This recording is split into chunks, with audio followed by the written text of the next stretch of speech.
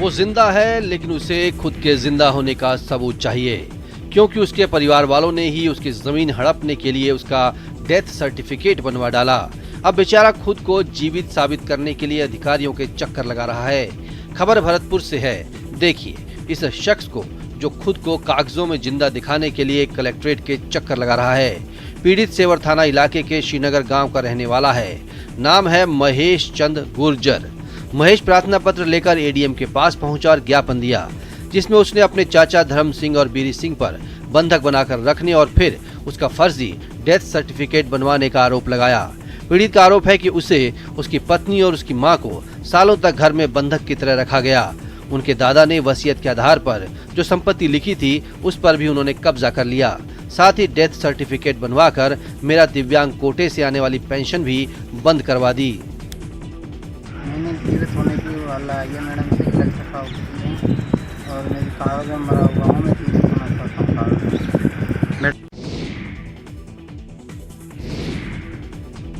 ग्रामीणों की राह सुगम करने के लिए सरकारी स्तर पर करोड़ों की योजनाएं बनाई जाती हैं, लेकिन विभागीय अधिकारियों की लीपापोती और ठेकेदार की लापरवाही विकास के उन दावों पर पानी फेर देती है। ऐसा ही एक मामला चाकसू क्षेत्र में देखने को मिला, जहां शक्कर खावदा से कई गांवों को जोड़ने के लिए सड़क निर्माण का काम 1.5 साल बाद भी अधूरा पड़ा है।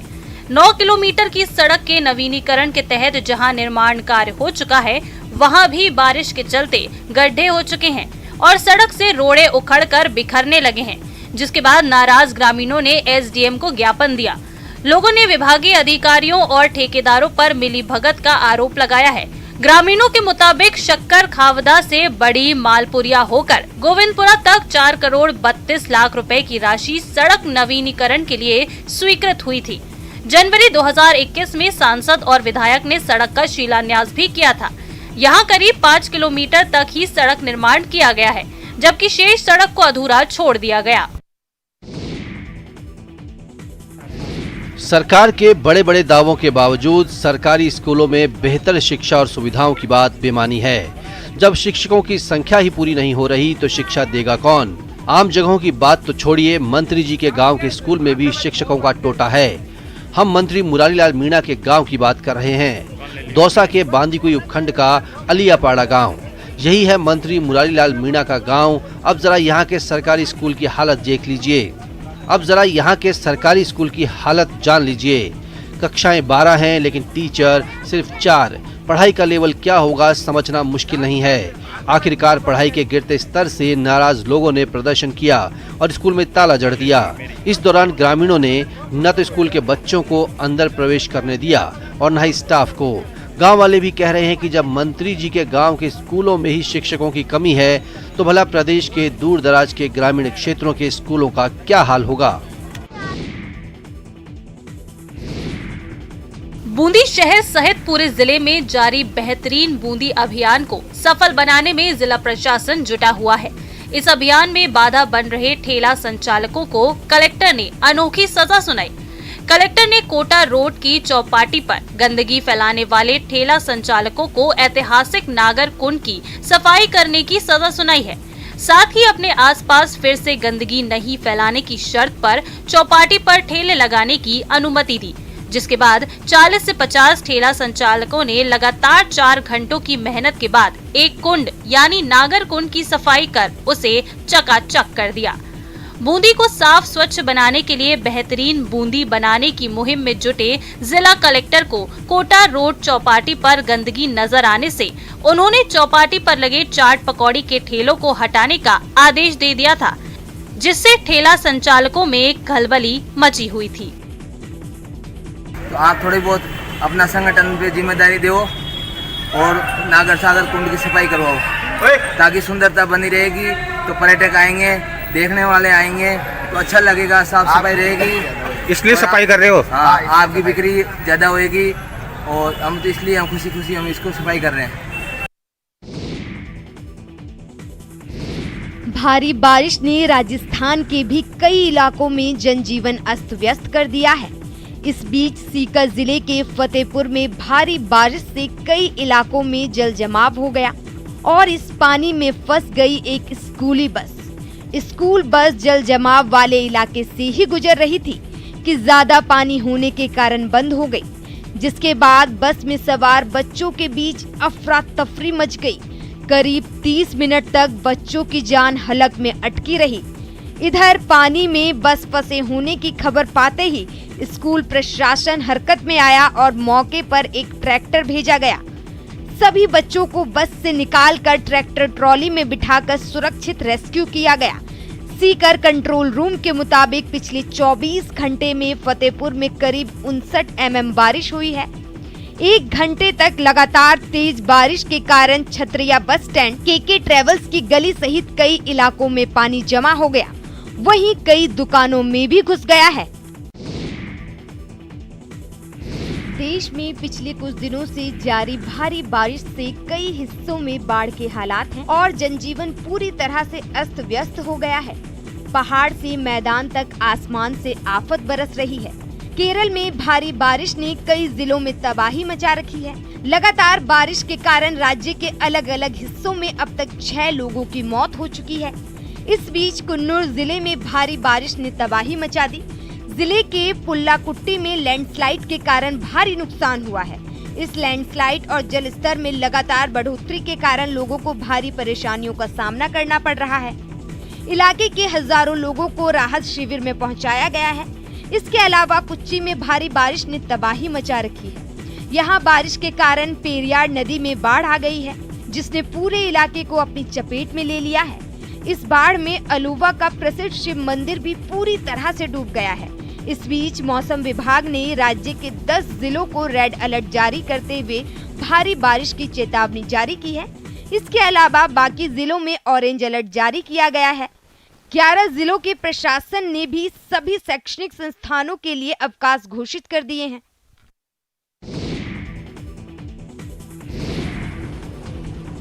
मानसून की भारी बारिश ने देश के कई हिस्सों में तबाही मचा रखी है। मैदान से लेकर पहाड़ों तक बारिश से जनजीवन अस्त व्यस्त नजर आ रहा है।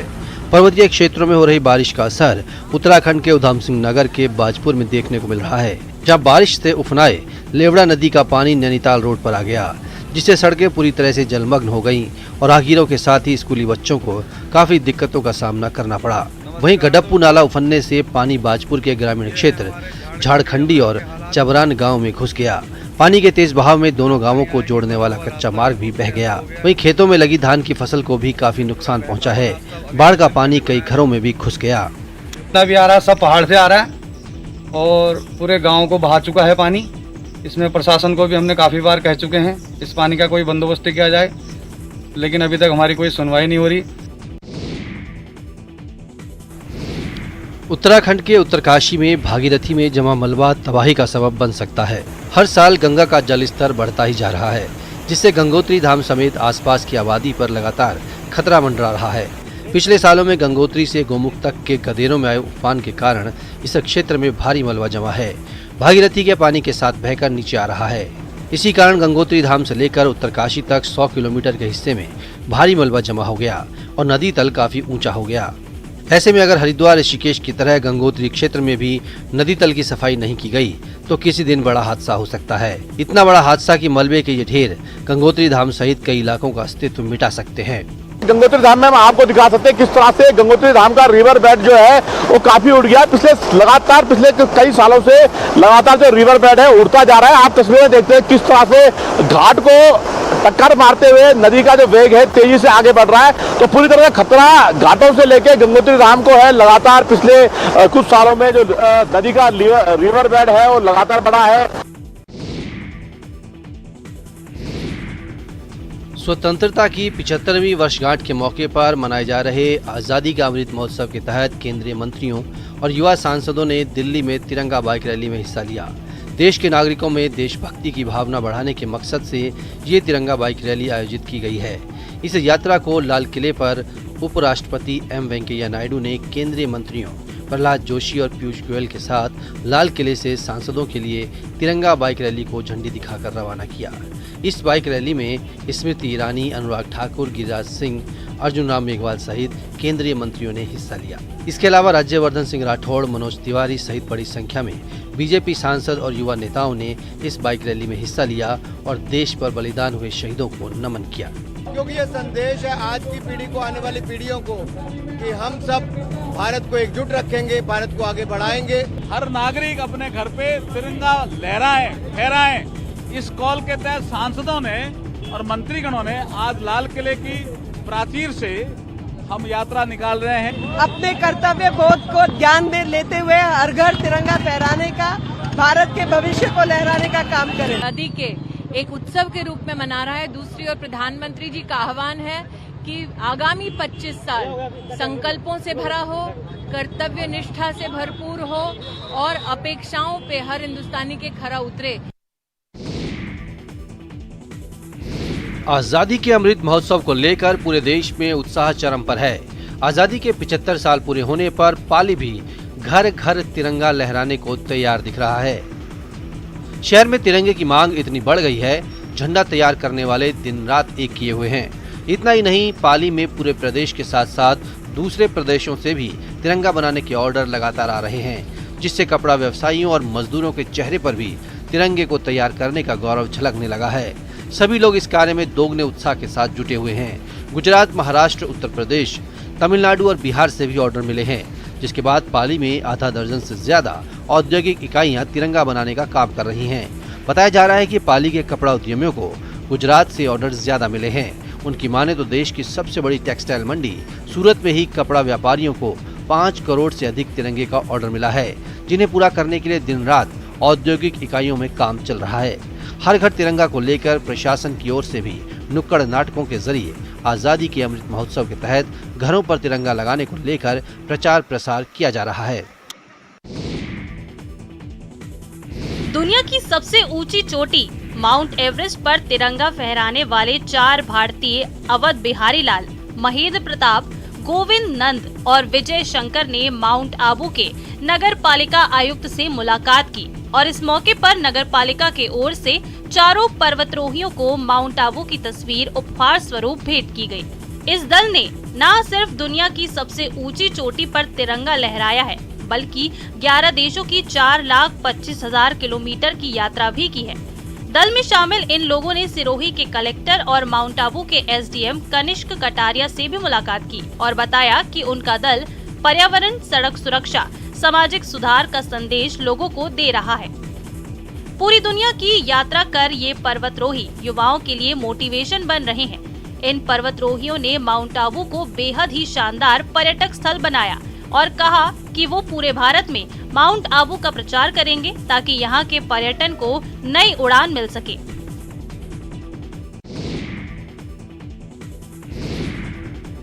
जोधपुर सिटी रेलवे स्टेशन की मौजूदा भव्य इमारत अब तस्वीरों में सिमट कर रह जाएगी। जी हाँ, रेलवे ने अब बढ़ते यात्री भार को ध्यान में रखते हुए स्टेशन के कायाकल्प के लिए 500 करोड़ की लागत से योजना तैयार की है, जिसके बाद स्टेशन की मौजूदा इमारत की जगह एक भव्य और विशाल रेलवे स्टेशन का निर्माण होगा, वो भी ऐसा जहां रेल यात्रियों को एयरपोर्ट जैसी फीलिंग आएगी। साथ ही सफर को प्यारा बनाने के लिए सभी अत्याधुनिक सुविधाएं मौजूद होंगी। खुद रेल मंत्री अश्विनी वैष्णव चाहते हैं कि उनके गृह नगर जोधपुर सिटी रेलवे स्टेशन की बहुउद्देशीय, बहुमंजिला और अत्याधुनिक सुविधाओं से लैस नई इमारत का जल्द से जल्द निर्माण हो सके, ताकि सुदूर प्रदेशों और 7 समंदर पार से आने वाले विदेशी पावनों को यहाँ मनचाही सुविधा मिल सके। रेल मंत्री की मंशा के अनुरूप ही रेलवे ने रेल भूमि विकास प्राधिकरण के माध्यम से जोधपुर रेलवे स्टेशन के पुनर्विकास की इबारत लिख दी है। जो वर्क है, ये एक मेगा प्रोजेक्ट है। करीब तकरीबन 500 करोड़ के लागत से ये स्टेशन रिडेवलपमेंट का कार्य हो रहा है और ये 3 साल का अवधि है। ईपीसी कॉन्ट्रैक्ट है। इसमें इनिशियली आरएलडीए ने इसका टेंडर करा था, कंसल्टेंसी, और अब ये कंस्ट्रक्शन विंग जो है उत्तर पश्चिम रेलवे की, उसके तहत किया जाएगा। जयपुर नगर निगम ग्रेटर में जोन वाइज सफाई व्यवस्था के तहत मुरलीपुरा जोन में नए हूपर शुरू किए गए हैं। जोन के 21 वार्डों के लिए 52 नए हुपर को महापौर सौम्या गुर्जर और कमिश्नर महेंद्र सोनी ने हरी झंडी दिखाकर रवाना किया। डोर टू डोर कचरा संग्रहण के लिए दोगुनी क्षमता के इन हुपरों को सफाई व्यवस्था के लिए रवाना किया गया। 3 महीने बाद हुपर को RFID सिस्टम से जोड़ा जाएगा। निगम कमिश्नर महेंद्र सोनी ने बताया कि जिन जोन में टेंडर प्रक्रिया फाइनल हो गई है, उस जोन के हुपरों को दूसरे जोन के वार्डों में शिफ्ट किया जा रहा है, जिससे वार्डों में हुपरों की संख्या बढ़ने से ज्यादा घरों को कवर किया जा सकेगा। मालवीय नगर में तो एक सप्ताह पहले 26 वार्डों के लिए 65 हुपरों से कचरा संग्रहण का काम शुरू किया जा चुका है। रियल टाइम मॉनिटरिंग है, तो रियल टाइम मॉनिटरिंग और सब ये सारी चीज़ें नई है, टेक्नोलॉजी इसमें थोड़ी और एडवांस है। तो जब एडवांस टेक्नोलॉजी है तो और कुछ टर्म एंड कंडीशन भी ऐसे होती है कि सभी लोग ज़्यादा से ज़्यादा लोग पार्टिसिपेट करें, नए लोग आएँ और एक हेल्दी प्रतिस्पर्धा बनी रहे।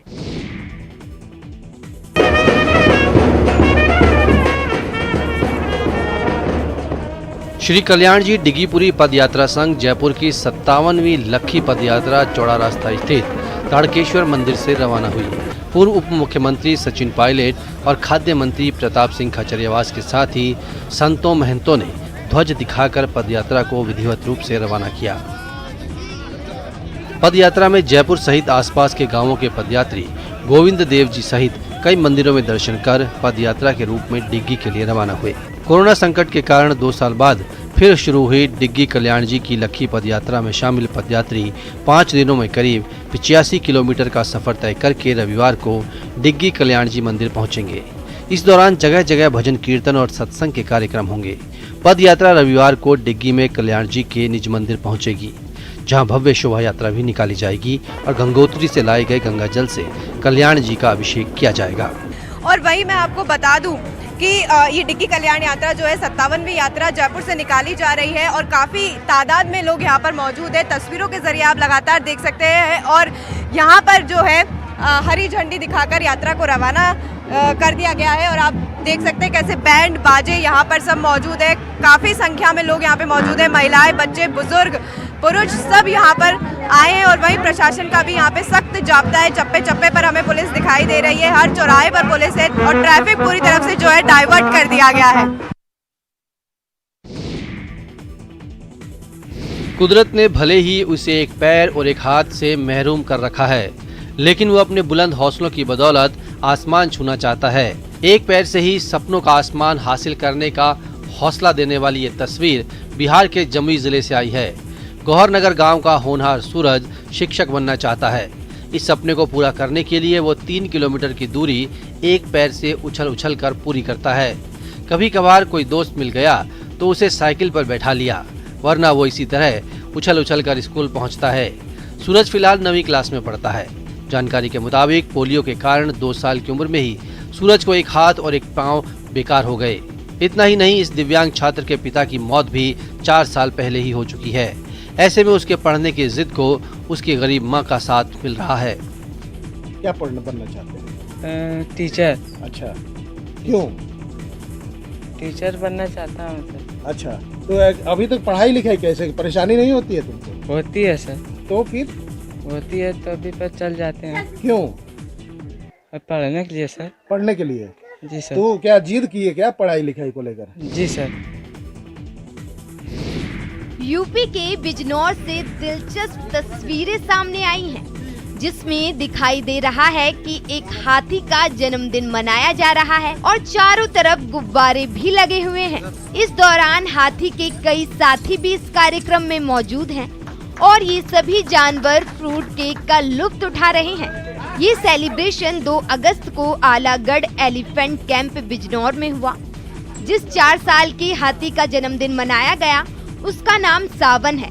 4 साल के सावन हाथी के जन्मदिन के मौके पर स्पेशल केक तैयार करवाया गया था, जिसे देखकर हाथी के बाकी के साथी भी इसका लुत्फ उठाने के लिए आ गए। सभी ने केक काटते समय ताली बजाकर सावन का उत्साह बढ़ाया और सावन ने भी बड़े चाव से केक खाया। अधिकारियों ने सावन को हैप्पी बर्थडे भी कहा और फोटोज भी क्लिक करवाई। बता दें कि सावन हाथी का जन्मदिन बीते 4 साल से लगातार मनाया जा रहा है। कैंप में 9 हाथी 9 साल पहले कर्नाटक से लाए गए थे। इन्हीं में से एक हथनी कंचंभा ने 4 साल पहले एक बच्चे को जन्म दिया, जिसका नाम सावन रखा गया था। बता दें कि Kalagarh elephant camp UP Uttarakhand की सीमा से सटे जिम कॉर्बेट टाइगर रिजर्व में ही है। मध्य प्रदेश के गुना में भगवान राम की सबसे ऊंची प्रतिमा आकार ले रही है। इसकी ऊंचाई 111 फीट रहेगी। प्रतिमा पूरा पोसर स्थित 150 फीट ऊंची पहाड़ी राम टेकरी पर स्थापित की जाएगी। राम टेकरी के हनुमान मंदिर के प्रोजेक्ट पर करीब 50 करोड़ रुपए खर्च होंगे। वहीं इस मूर्ति की लागत 1 करोड़ रुपए से ज्यादा आएगी। ये भव्य प्रतिमा 6 महीने में बनकर तैयार हो जाएगी।